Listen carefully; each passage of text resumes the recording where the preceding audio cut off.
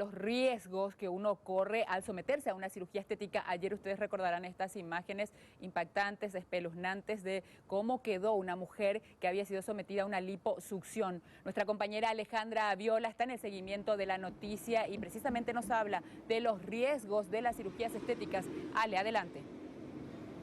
Sí, ¿qué tal, María Teresa? Estuvimos esta mañana conversando con un especialista del tema y él nos decía que en este caso puntual se pudieron dar varias situaciones porque cuando un paciente es sometido a cualquier tipo de cirugía estética, sea como en este caso una lipoescultura o cosas parecidas, siempre se deben tener en cuenta las tres fases, digamos, el preoperatorio, el posoperatorio y el transoperatorio, o mejor el trans y luego el postere, así soy bien precisa. Sí. Se deben tener en cuenta esos tres procesos del paciente.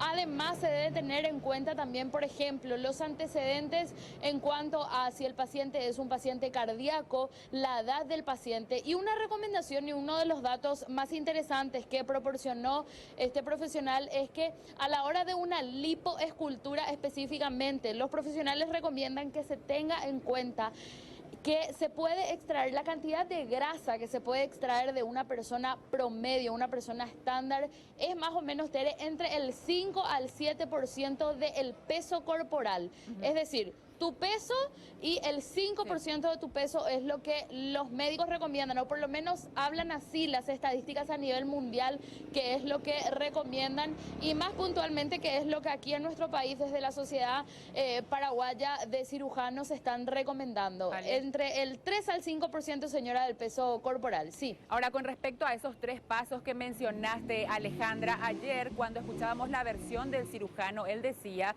que la denunciante supuestamente en el postoperatorio, digamos, llegó a acudir a otro médico que no era él. Eso no es recomendable, aunque uno tenga dudas, debe seguir con el mismo profesional, ¿o cuál es la sugerencia?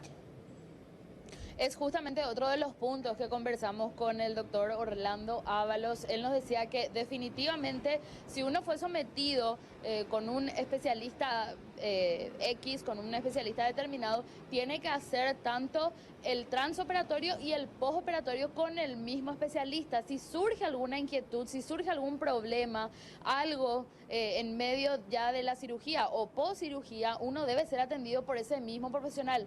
Es lo que se recomienda, Tere. Y otra de las cuestiones también que nos decía el doctor es el postoperatorio. Hay casos y casos. Muchas veces uno puede levantarse al cabo de 24 horas, como justamente ayer escuchábamos a esta mujer que decía que el doctor le había dicho que al cabo de 24 horas ella tendría que haber estado espléndida.